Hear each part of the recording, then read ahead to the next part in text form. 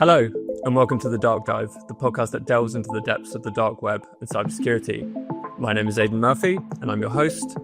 And in this episode, we're returning to the topic of ransomware groups, cybercriminal gangs that specialize in encrypting systems or data and refusing to release it until companies pay up.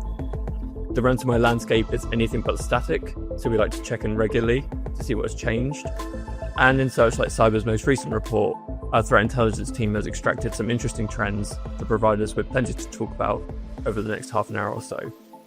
Stay tuned to find out who the top ransomware groups were in the first half of this year, how the number of ransomware victims compares to previous levels, and trends in the tactics ransomware groups are using to attack their victims and extort them. Joining me to discuss these findings is Luke Donovan, Head of Threat Intelligence at Searchlight Cyber. Welcome back to the podcast, Luke. Hi, Aidan. Thank you very much for having me back. And just before we jump into it, I will say that the report we're discussing, which is called An Escalation in Attacks, the Ransomware Landscape in H1 2025, is available to download, and you can find it in the show notes. You don't need to have read the report to enjoy this episode. We're going to talk through the findings from the beginning, so you can listen along. But if you leave the episode hungry for a more in-depth exploration of some of the themes we're going to discuss here, that's the place to find it. So Luke, to kick off, can you quickly explain to the listener where the data we're about to discuss comes from? When it comes to ransomware data, it comes from a wide variety of different data sources. This ranges from dark web extortion sites, so those sites which are run by the ransomware groups themselves, all the way to looking at forums where ransomware operators post messages, individuals engage in activity with them. Wide variety of sources. I guess the only caveat I want to give listeners here, and you might have your own caveats, Luke, so feel free to jump in, is that because a lot of this data is based on what ransomware groups themselves post, there is obviously a slightly unreliable narrator element of this.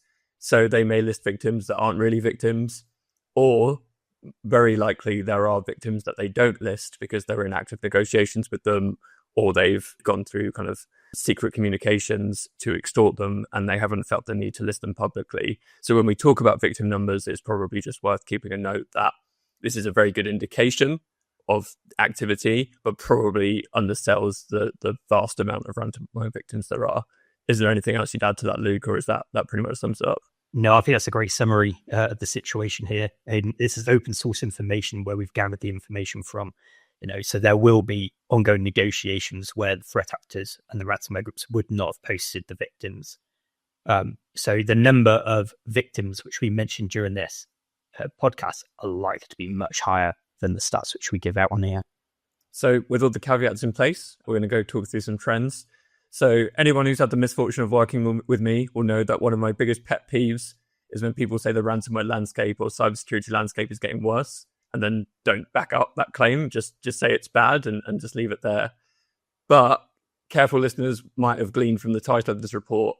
In this case, we can effectively back this up. This is what our report shows. Is that right, Luke, would you say? Yes, definitely. When you look at the ransomware landscape as a whole, and we compare it over the last couple of years, it is definitely getting worse. Looking at the statistics here. So, for example, in the first half of this year, first half of 2025, there were 3,734 ransomware victims which were listed. That's a 20% increase on the second half of 2024 and a 67% increase on the same period of time in 2024. So the first half of 2024. So for all those half-year periods, we have seen a dramatic increase in the number of victims being posted onto these extortion sites.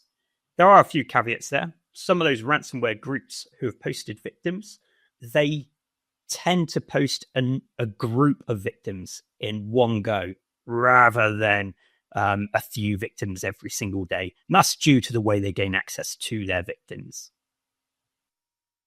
So that might be slightly skewing the data in that you're going to have a big cluster of activity in some weeks or some months, but then it might not necessarily reflect the whole reporting period, the whole 6 months. Is that what you're saying? Yeah, that's absolutely right. When we start looking at the ransomware groups in terms of those who posted the most victims, there is one particular group where that's very much the case. Okay. But as you say, the general trend seems to be that, well, it is that there are more listed ransomware victims at the first half of this year than there has been over the previous half-year periods. So by number of victims, at least, the landscape seems to be getting worse. What is your sense, Luke, of the drivers behind this change? Why are there more victims now than there have been in the kind of years gone past? I think there's multiple aspects to this. I think first bit, technological advancements within the threat landscape. So we are seeing an increase in the utilization of AI, not only in our general day-to-day use, but also being exploited by threat actors. So when we see threat actors exploit this content, it means that they can put together campaigns targeting organizations more specifically. It's a more targeted approach. So their messaging can be on point. The terminology which they use can be on point. They can craft messages specifically to individuals and parts of teams, which makes it really easy, or not necessarily easy, but makes it more beneficial when it comes to those social engineering tactics utilized by ransomware groups and their affiliates. A key one there is the likes of Scattered Spider, who hit Marks and Spencer's earlier this year, and also Co-op. They were utilizing social engineering tactics to gain access to these organizations and then conduct ransomware attacks. They are heavily known to utilize the AI side of things. For international listeners, Marks and Spencer's and Co-op are two British retail brands, very large British retail brands, and this seemed to be part of kind of a dedicated campaign targeting several retailers in the UK in this reporting period. Another factor that you highlight in the report, Luke, is also that there are simply more ransomware groups operating. So I guess it makes kind of logical sense that more groups equals more victims, right? Yes, absolutely, Aidan. Within the first half of this year, we saw 88 distinct ransomware groups in operation. So those groups who are posting victims. That is an increase in 16% over the second half of last year. Okay, so second half of last year, there were 76 active ransomware groups. So not only has the number of ransomware victims increased, the number of active ransomware groups have also increased over that given period of time. But out of those 88 ransomware groups, 35 of those are brand new. Weren't identified in 2024, only materialized in the first half of this year. So, we talk about the ransomware landscape increasing. There's more threats out there. I think key parameters there are the number of victims and the number of ransomware groups, but also the number of new ransomware groups which are appearing. It seems like we can't go a week on week without a new ransomware group appearing. Yeah, it's really interesting. So when we get to the top 5 ransomware groups, it's fair to say that those have been around for a while. But it is interesting, like you say, that kind of waiting in the wings of these 35 new groups that have only started operating, who I'm sure in kind of years to come we'll be talking about as the old stalwarts, or at least some of them. I know there's a lot of flux within groups appearing and disappearing. Is this trend of more groups surprising at all, or is this what you'd expect? Because, like you say, the technological advancements and I guess is ransomware more readily available? Is that fair to say? Yeah, so we've got the technical advancements associated with ransomware.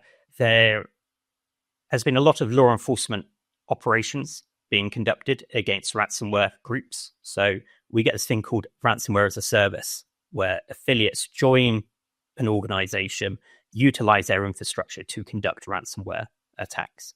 Now, some of those big players within the ransomware as a landscape environment have been targeted by law enforcement, have been taken down. Therefore, within that community, there's a sense of their security, their operational security being impacted.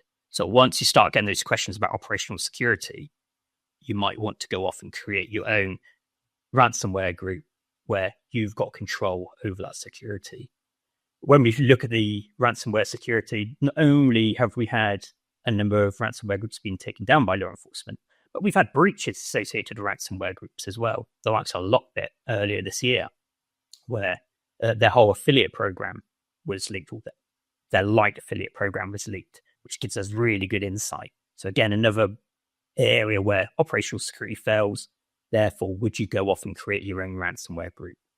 Obviously, there are challenges in creating your own ransomware group because then you need to develop the infrastructure. You need that capability, which the ransomware as a service operations would provide you with. But I think within this report, you've given more than one example where we kind of see actors explicitly say that they're going off and starting their own ransomware group, or that they seem to be a member of multiple groups, which I guess speaks to, like you say, this quite complicated landscape, and may help explain why these new groups are emerging, because it is much more fluid, I think, than sometimes people give it credit for. Yes, absolutely. It is very fluid.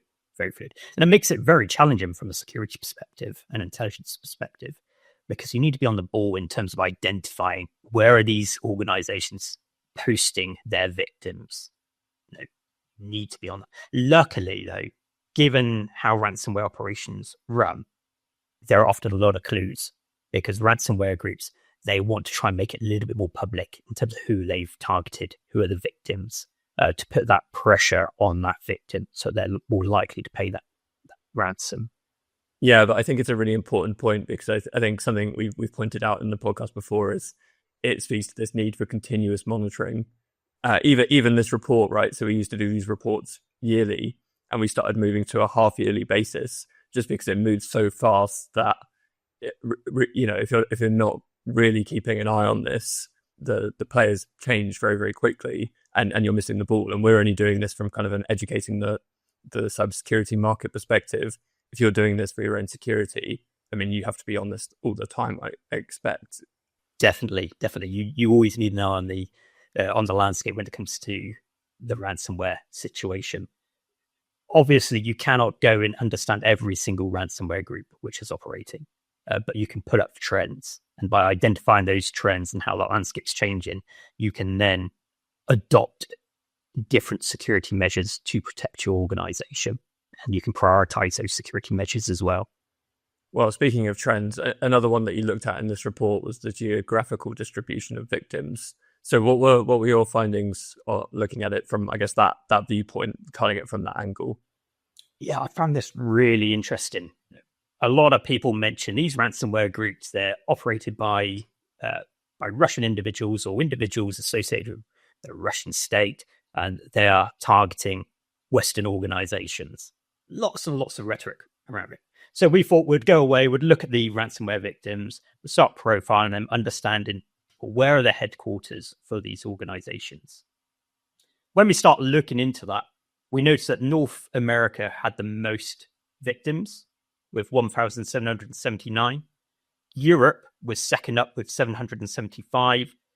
And then it cascades down, all the way down to what I'm classing as Asia and Europe. So those countries who span that geographical border between Asia and Europe. In that scenario, there's 34 victims. 10 of those victims are associated with Russia. All the rest are associated to other geographical locations. So yeah, I guess that puts it in perspective, right? So we're talking over 1,000 in the US and less, 10 exactly in Russia, which is quite a stark contrast. It's a massive contrast. And it gets worse when you start thinking about the geopolitical situation of the world. And you look at the different ideologies between Russia and the West. And you look at their military background. So Russia associated with the Warsaw Pact, and you've got the West associated with NATO. When you start looking at the individual countries which are hit by ransomware, the top 6 or 7 are all NATO members. So you've got the United States with 1,536 victims, Canada 182, Germany 167, UK 131, and then France and Italy tied at 79. So again, massive numbers when you start looking at just the countries who have been hit by ransomware. And put in comparison again, Russia with their 10 victims.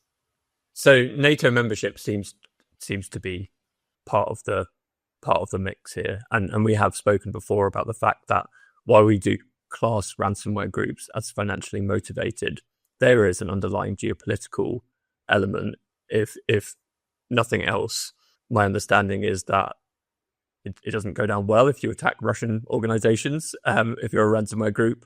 But if you attack victims within, shall we say, states, unfavorably seen states, then you're not going to get the kind of same scrutiny by Russian law enforcement. Is that fair? Yeah, absolutely, okay. Aidan. Is there anything else, any other reasons we could say that North America and Europe are particularly heavily targeted? I think the geopolitical element is a big player. However, there are other reasons why we tend to see the West being targeted, especially when you look at from a wider global aspect. Western countries, they tend to have more economic value associated to them. Okay, they've got developed economies, therefore they can become more of a target because there's more likelihood of payments being made. And also you've got the technological advancements within the Western Hemisphere as well. So because so much is interconnected, so many organizations now operate online, it means that there's a larger attack surface to be targeting. But I still do believe a lot of these actors, they are very much motivated by financial gain. There is still that undercurrent of ideology, but a lot of it's still going to be the financial gain, trying to get that money off these victims. Yeah, absolutely. And then I guess the final trend that gets quite a lot of focus in the report is a focus on the tactics that the groups are using, which is kind of split into two parts. So one part is the focus on vulnerabilities being exploited, and the second part is tactics and extortion. So I guess you could almost split it into kind of soft skills around the extortion and technical skills around the vulnerabilities. Should we start with the vulnerabilities, Luke? What are our findings around that? Yeah, so although we have seen a spike in number of victims for the first half of this year, a lot of that spike's been caused by Clop, which I'm sure we'll go on to later. Clop, as a ransomware group, heavily exploit 0 days. Well, they go off, identify 0 days, and normally a file transfer services exploit those services in order to target a wider breadth of victims. So at the end of 2024, Clop hit Clio. There was a Clio vulnerability. So hit Clio as a 0 day. That gave them access to a number of organizations. Later on, there was a patch which was released for Clio, part of the CVE. Clop went on and looked at the CVE, looked at the patch associated with the vulnerability, and again was able to identify an additional vulnerability. So they've been lurking at Clio, trying to gain access to these victims, and then extort them, gain access, conduct a ransomware operations, extract the information, and extort them. So this began in the end of 2024. Start of 2025 into about February time, mid-February into early March, Clop released about 300, potentially even more, victims associated to the Clio vulnerability. Now, some of them were listed back in December time, but over time, there's been a spike in that activity. So this isn't the first time that Clop have conducted such operations. They've exploited 0 days in the past, whether it's a MoveIt vulnerability in 2023, or there was another vulnerability back in 2020, which they exploited. So the utilizations of vulnerabilities are being exploited. That's why we have had this spike in activity because of the Clop action. But there are other ways how these threat actors are gaining access as well on top of the vulnerabilities. It's still the initial access brokers being exploited, the use of social engineering as explained with Scattered Spider, and also the breach credentials, typical breach credentials from the likes of Stealer Logs and other breaches being exploited, especially by the ransomware as a service operators. Yeah, I think Clop, I'm glad you brought up that example, because I do think Clop is just kind of like the ultimate example. It's almost kind of like a boogeyman. I sometimes think for like people who are responsible for vulnerability management and patch management. This is the fear I imagine everybody has, that that there will be this 0 day that a ransomware group identifies, and again, if anybody isn't aware, 0 days, that term signifies a vulnerability that hasn't been discovered by security professionals. The actual software creator isn't aware, and the security community isn't aware. So there is initially no patch. So that a ransomware group finds a vulnerability like that and can exploit it before security professionals can step in. And then even worse in this case, like you say, Luke, when a patch is created, that the patch isn't sufficient to stop them from finding a workaround. This is, I think, everybody's worst nightmare. So I think it is a really, really good example of the importance of, things like attack surface management and, continuous discovery and scanning of your infrastructure, because this is just the thing I think keeps CISOs up in the middle of the night. Yeah. Great. And the other side of it was extortion as well. And you call out in the report some developments in extortion. It does start to get a bit humorous is the wrong word, because it's obviously terrifying. But we've gone past double extortion to triple extortion, and then we start to run out of numbering almost. But there were some quite interesting examples of groups kind of changing tactic almost in terms of applying pressure on their victims. There has been, yeah. So just going back to that sort of double extortion, triple extortion, etc. Traditionally, this is sort of 2019, etc. Double extortion's been the norm in terms of encrypting data, exfiltrating that data, applying that pressure on the victim. That's the norm these days. But there have been advancements in that to apply the additional pressure on organizations to pay ransom. This is where we get like to triple extortion, utilizing DDoS attacks against the organization to try and get them to pay faster, or even to a degree quadruple extortion, whereby we start seeing the ransomware groups also contacting the victims. So they'll go through the data which has been extracted and engage with the victims. So the victims then apply pressure onto the victim as well. So there are lots of different methods being applied by the ransomware groups through this evolution of their operations to try and get that financial gain out of the organizations. But going to your last point, there is an organization or ransomware group called Killin. Now, Killin have gone off and they've hired, now I'm going to say this loosely, but they've hired lawyers. Okay, so they've hired lawyers to go off, look at the exfiltrated data from the victims. And when they've gone off and reviewed the data, they're looking at the regulatory bodies within the country of that victim to see what's being breached or the infringements, so they can reach out to those bodies.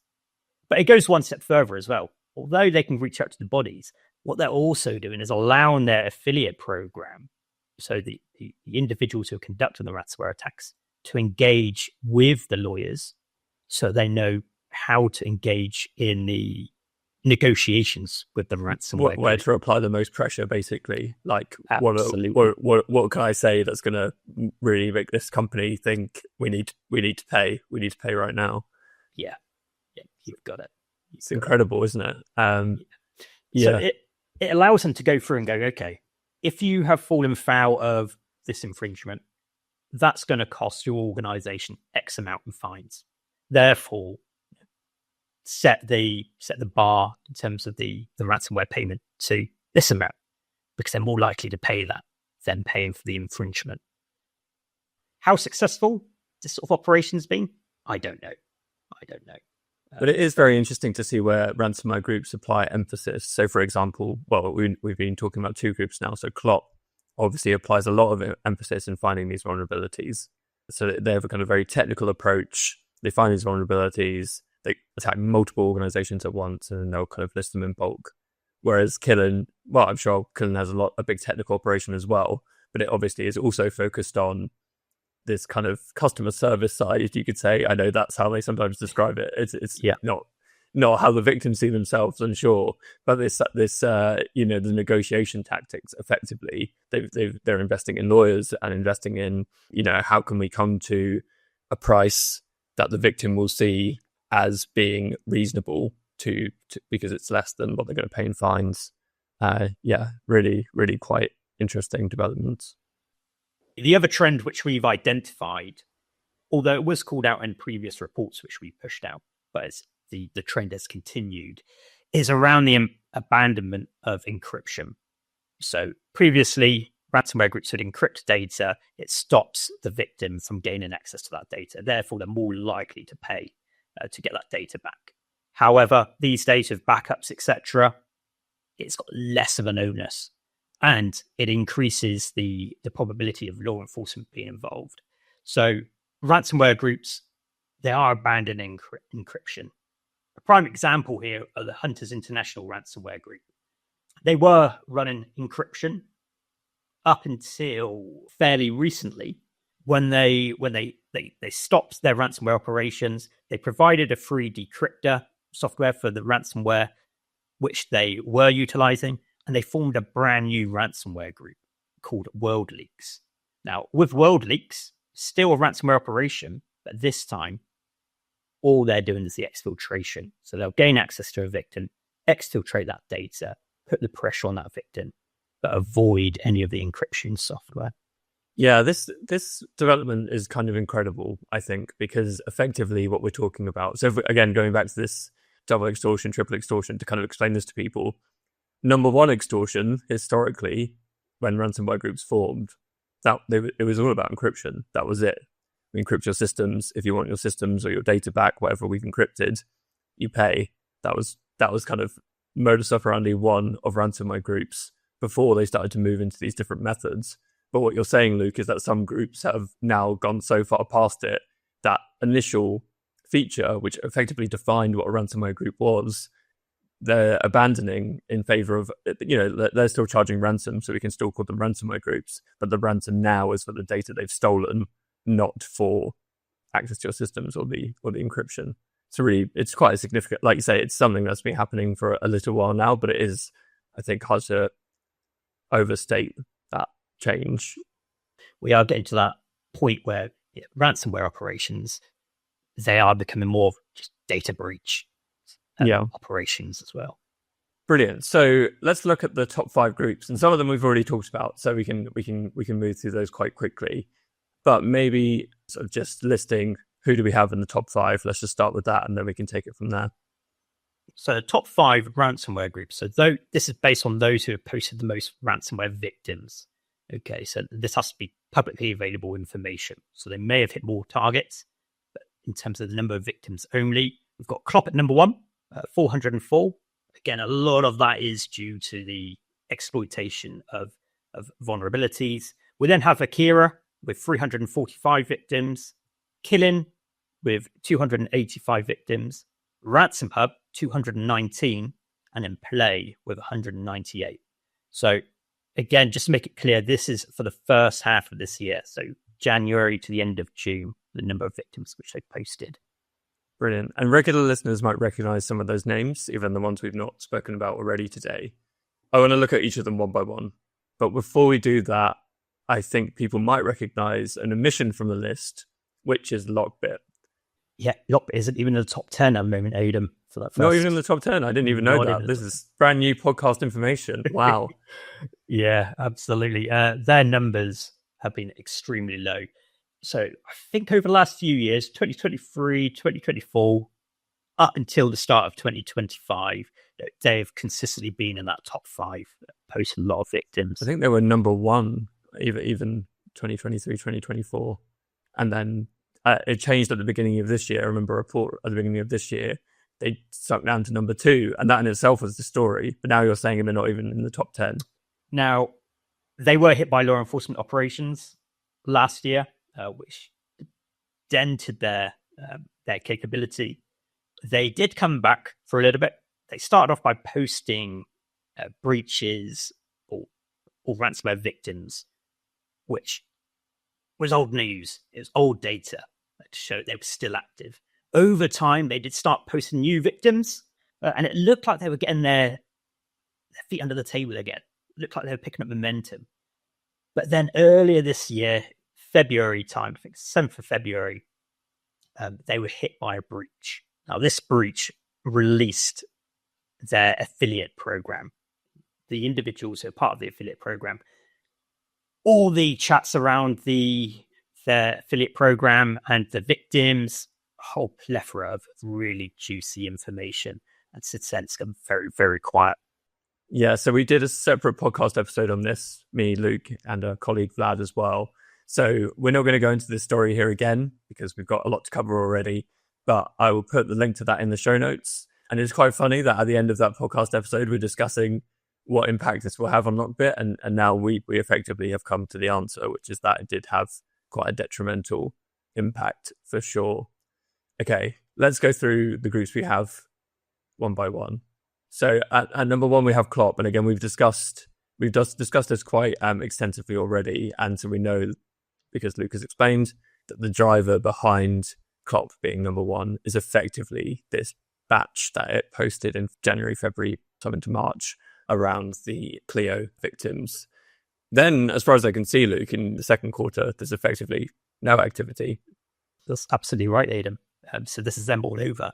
So they'll exploit a vulnerability, post a load of victims, bide their time, hit another third party, hit another load of victims, and post those as well. So Klopp are the longest established ransomware group on that list. So they've been going since 2019. Okay, this group knows what they're doing. So although they might not be publicizing victims every single day on a regular cadence, they know what they're doing. So their MO is typically using zero-day exploits. There have been some interactions between them and other ransomware groups in terms of the development of tools and some of the affiliates, but it's very much about targeting those sort of file transfer utilities. Yeah, and like you say, it seems to have been a very successful model for them, and they are pretty consistently in our top 5, even though, like you say, they often go through long quiet periods. And I think it's worth pointing out that just because Klopp has not posted anything in the second quarter of this year does not by any stretch of the imagination mean that they are gone. It probably just means they're looking for the next vulnerability. And I think it also talks a little bit about the operational security. So a lot of the other groups, as we mentioned before, are ransomware as a service groups. No, they are advertising affiliates or advertising for affiliates to join their groups. Klopp seems like a much more closed group. Sometimes they will have a very loose affiliate program where they'll bring in really close individuals to them, but typically it's a closed group. Yeah. Great. So that's Klopp. So moving on to number 2, we have Akira, as Luke said, with 345 victims. A fun fact for fans of Searchlight Cyber ransomware reports: all the way back in January 2024, we listed Akira as a group to watch. So we called it quite early on. Luke, what can you tell us about Akira? Yeah, so Akira, they are a ransomware as a service operation. So they do have a number of affiliates who utilize their skill set or their access to victims, and then utilize the Akira infrastructure to run those operations. So they were identified in March 2023. As of the end of the first half of this year, so since they've been operational, that's 750 victims. So total victims. So that's not total victims. Yeah. Okay. Yeah. So that's what, nearly 50% of all their victims posted in the first half of this year compared to last few years. They typically utilize sort of initial access brokers. So individuals who are on forums who have got access to victims and try and sell that access. So they'll engage with those, purchase access, and then target the victims, along with the exploitation of vulnerabilities. So they have utilized vulnerabilities in Cisco, SonicWall, sort of VPN software as well, to gain access to victims. But because this is a ransomware as a service group, and this is going to be the same for every single ransomware as a service group, it's down to those individual affiliates, how they gain access. So there's not really too much we can go into when we start looking at the motivations of those individuals, or who they are, and that they have been involved in social engineering as well. So a whole plethora of different attack vectors. Yeah, I guess by comparison to Klopp, then what we can say about Akira is there is more diversity in the way they attack their victims, the way the affiliates attack their victims. Okay, number 3, we have Killen. Again, this is a group we've mentioned. This is also another ransomware group we've done a podcast episode on. So around this time last year, when they attacked the UK's National Health Service. And at that time, they were relatively unknown. But I guess, Luke, this shows that they have endured. They've definitely endured. So first become active 2022. By the end of first half of this year, 550 victims. They're actively recruiting for new affiliates across hacking forums. And this is one of the groups we mentioned earlier, but this is one of the groups which use DDoS campaigns against their victims as well. So they hit them with ransomware and then exploit that with DDoS attacks. This is not a very scientific way of approaching it, but the impression I get of Killing is it's kind of a brutal group, targeting health services, contacting getting lawyers involved, hitting you with a DDoS as well as a ransomware. It feels like not a group you want to go up against. I think that's a good way of looking at the Maiden. Out of all the ransomware, I say all the ransomware groups, the 5 ransomware groups who post the most victims, they are the only group month on month for the first half of this year have posted more and more victims. Everybody else, the numbers have been all over the place. Killing every single month, they've posted more victims than the month before. Yeah, which I guess gives an indication of a growing group and definitely one that, I'm sure will be noteworthy in the months to come. Okay, in at number 4, we have Ransom Hub, and this is quite an interesting story.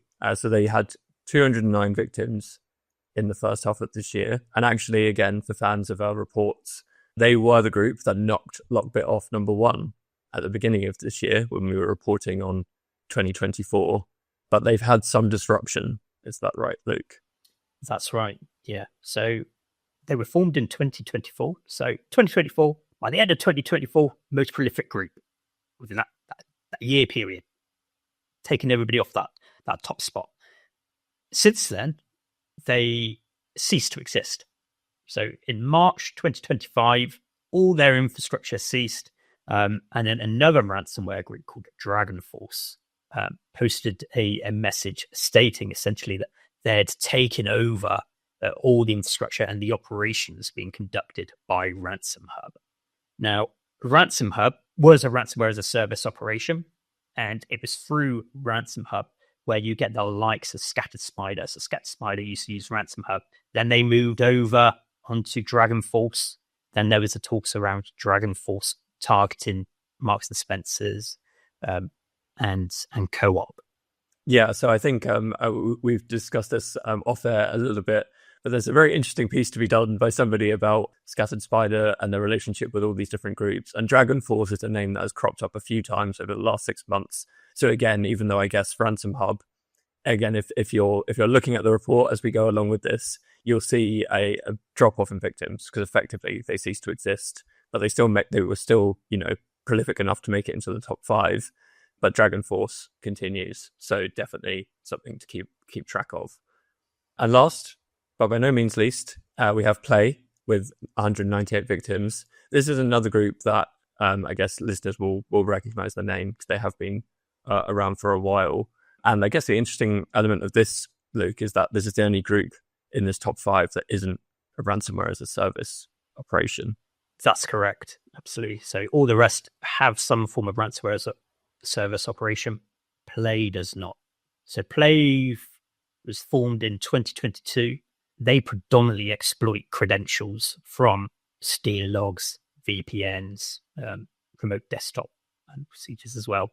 So it's mainly harvesting those credentials, utilizing those credentials, gaining access to a victim, hitting them with ransomware, and then posting the content onto their extortion site. I have to say 198 victims is quite a lot for a group that isn't a ransomware as a service operation, because again, I guess maybe just to make it super clear for everybody listening, the reason you'd have a ransomware as a service operation is that if you have these affiliates working for you, you could obviously hit way more victims, but Player effectively have to go out individually, victim by victim. So that's not that's a pretty good number considering. But I think across all of those 5 ransomware groups, they all have different ways of gaining access to an organization. Whether it's Play with their initial access through steal logs, VPNs, RDPs, Clop through the utilization of 0 days, whether it's the social engineering tactics, which we see through Ransom Hub, Dragon Force It's all these different ways of gaining access to an organization, which we need to think about when we're trying to protect ourselves. Yeah, absolutely. And I guess this is what you were talking about in terms of the need to monitor these groups and keep an eye and keep track, because like you say, it's not homogenous. There are different methods. And I guess if you're particularly worried about a group, maybe a group that targets your industry or your geography, you need to be aware of who that group is, first of all, and you need to be aware of the methods they use to make sure your security is kind of sufficient. Great. So that's the top 5. I hope that's instructive for people. Luke, what's your forecast based on these findings on how the ransomware landscape looks going forward? My personal view is that it's not going to go away. I do believe that if it doesn't stay stable, it will increase. Predominantly because of those reasons we gave near the start in terms of the technological advancements. I do believe AI is going to be playing a bigger role in deepfake technology, putting together video calls, typical calls to organizations, putting together your email campaigns, just getting those initial start points for attack vectors built up, doing that bit of reconnaissance so that they can hit more victims. The geopolitical situation doesn't look like it's going to be stable within the near future. So that's also going to be playing a bit of a role. And also, again, going back to AI side of things, also the utilization of AI within dark forums where a lot of these individuals discuss. There's a lot of chat around utilizing dark versions of the likes of ChatGPT, utilizing these large language models in order to create the code needed to run ransomware operations or to produce any malware. And so the generation of malware is going to be easier. We've got this lower barrier of entry. Individuals who want to get involved in this can go off and start creating the code required in order to conduct the operations. And potentially that might be a reason why we're seeing a lot of these smaller groups appear now. So overall, looking to the future, ransomware is not going to go away. It will continue at a steady pace, maybe even increase due to AI and what that brings to the party. With that in mind, what recommendations do we give to security professionals? So let's start with the private sector. Cybersecurity teams, what can they take away from this? What should they be focusing on? A lot of this is basic knowledge. You have to strike a balance when you provide the security. You need to strike a balance between protective security and security intelligence. So look at your defensive measures, but also looking at your offensive measures, trying to understand what's going on within the landscape. So I would say some of the recommendations would be ensure your playbooks set up. So if you were targeted by ransomware, you know what lines of incident response are going to go down. You not only from an incident response field, but you can get those early warnings. You know if you're seeing something, is this associated with ransomware? Is it associated with a different threat? What am I going to do if I see this in place? Follow my playbook so I know the actions which I'm going to be taking. You can then, with your playbooks, conduct tabletop exercises. So run through scenarios, look at how ransomware groups have operated in the past, run those scenarios across your infrastructure, and think about how do you communicate internally? What actions are you going to be taking? And then with that, identify the lessons learnt, put that into your playbook, put it into your new policies and procedures. You also then need to start thinking more from the security intelligence point of view, thinking about your attack surface management. What is your attack surface? What is your operational environment? What could be targeted by ransomware groups? Do you know all your assets which are out there and how they could be exploited? So with that, looking at vulnerabilities associated to them, and then thinking about your patch management. Are you patching any vulnerabilities? And then you've got your cyber threat intelligence side of things. So monitoring the ransomware groups, full trends, monitoring hacking forums and other open source sources and information to get that wider understanding in terms of what is happening with these groups. Who are they targeting? What geographical locations? What sectors are they targeting? What are the indicators out there which I need to be protecting my organization from? or putting into my rules to protect my organization. But across all of that, at a real basic level, it's that training and awareness. And again, this isn't just for ransomware. This is for any sort of cyber threats towards you and your organizations. It's making people aware as to what they should be looking out for. As you've seen with ScatSpider, Ransom Hub, the attacks against M&S, Co-op, that exploitation of social engineering does occur. That's one of those attack vectors. And as we mentioned, could increase with automated phishing campaigns through AI. So what are you looking out for? What looks suspicious? That making sure your staff are aware of that. Brilliant. Thanks. That's really helpful. And then from the public sector side of things, what should governments be focusing on? Similar to the advice given there, but there are some additional aspects which we can start focusing on. We could start looking at wider war games associated with ransomware, targeting multiple different elements of government and infrastructure. We can then start looking at sort of public and private partnerships. There needs to be collaboration between both aspects because everybody's got a bit of information associated to ransomware groups. If it's all compiled together, we form a more informed network and action can be taken to prevent these attacks from happening. So that public-private partnership, I think, is really important. And there are a lot of steps in place and there are a lot of groups already set up doing that. So really nice steps there already in place.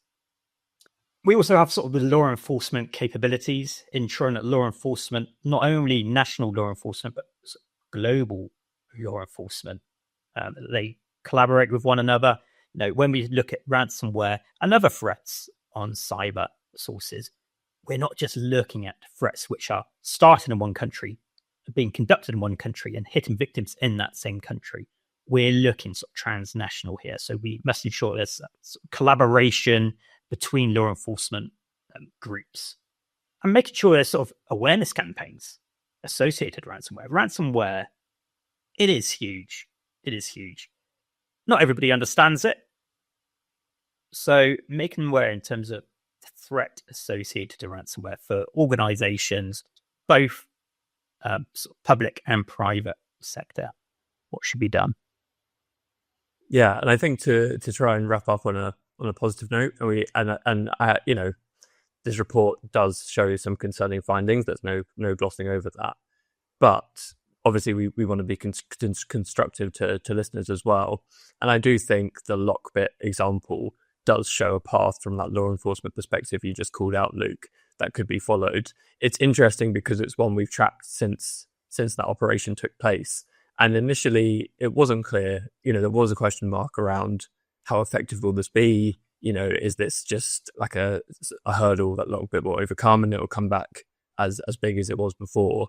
And effectively, it hasn't happened immediately. It's taken time, but it is clear now that it did have an effect on that group, and that group has deteriorated. So would you agree, Luke, that there is definitely positive signs as well, and kind of a playbook that could be followed in future? I very much would agree with that, Aidan. There is a lot of positive signs moving forward. It's always going to be sort of technological race between the actors and the defenders, but there's a lot of positives there for those defenders. Okay, well, that seems like a good note to draw a line under this episode of The Dark Dive. A big thank you to Luke for joining me. This episode marks the end of the third series of The Dark Dive, and for me personally, the last episode I'll appear in. I'd like to make some very quick thank yous. The first has to go to James Marriott from Sound Media, the producer of this podcast. It is no exaggeration to say that without James, this podcast wouldn't exist.